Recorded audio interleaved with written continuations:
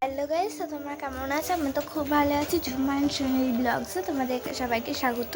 তো আজকে আমি এখানে শেয়ার করছি মামা মানে সন্ধ্যের দিকে কি কি কাজ করে, জামা কাপড় ভাঁজ করবে, তো সেটাই আর কি খাবো তো সেটাই শেয়ার করব। তো চলো দেখে নিই। কি করছো মা? এই যে ব্লাউজটা গুছাচ্ছি, ভাঁজ করে রাখছি, সব এলোমেলো হয়ে পড়ে আছে।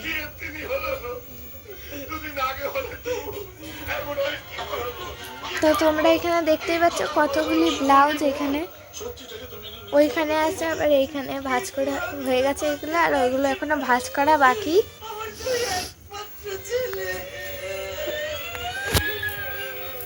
কখন হলো?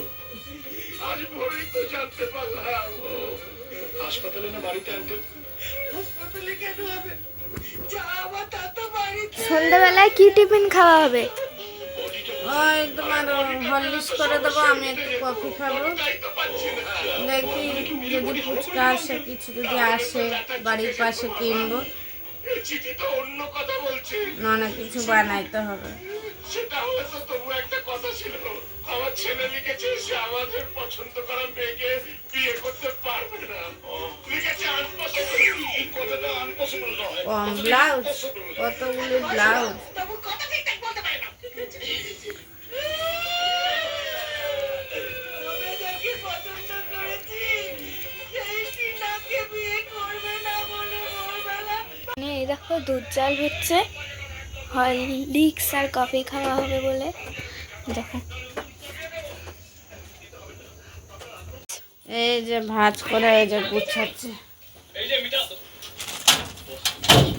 আচ্ছা, এটা কি মিতালি দেবীর বাড়ি?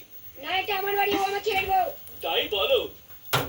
তোমার বাড়িতে আছে? থাকতে আমার কাকিনি বসে, ওর এক বন্ধু এসেছে, কাকিনি মন্দিরে গেছে। বন্ধু? হ্যাঁ, তিনি আবার ডাক্তারিনী, এদের কারণে ঘরে কোনো কাজকর্ম নেই বোধহয়। দেখো এইখানে ব্লাউজগুলি সব রাখা হচ্ছে। আমরা রাম লক্ষণ সেটা উদ্ধারে বেরিয়েছি। একটা হনুমান কম পড়েছে, ছেলে এলে বলে রেখো, আমরা এসে তুলে নিয়ে যাব।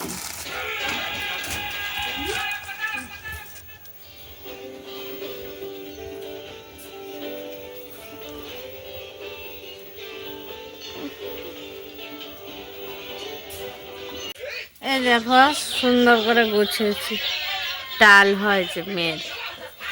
এই যে আমার দেখে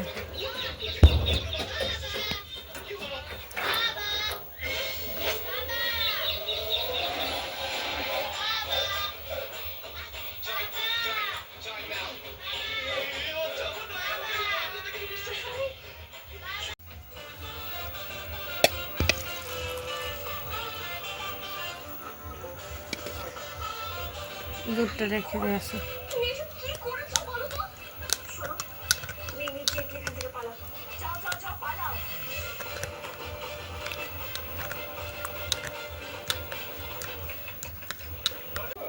পুলিশকে এবার ধরে নিয়ে এই যে আমরা সন্ধ্যাবেলা আমি কফি খাচ্ছি, মেয়ে হরলিক্স খাচ্ছে।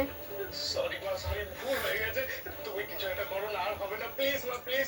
কান্নাকাটি থামা। সন্ধ্যাবেলা কিছু কাজ ছিল, ওই কাজটা করলাম, গুছাইলাম করলাম। কান্নাকাটি করার সময় নয়। পুলিশের সামনে গিয়ে কিন্তু কোনোভাবে কান্নাকাটি করবি না। আমার কথাটা শোন, আমি তোকে এখন যেটা বলছি তুই এক্স্যাক্টলি পুলিশের সামনে গিয়ে সেই কথাটাই বলবি।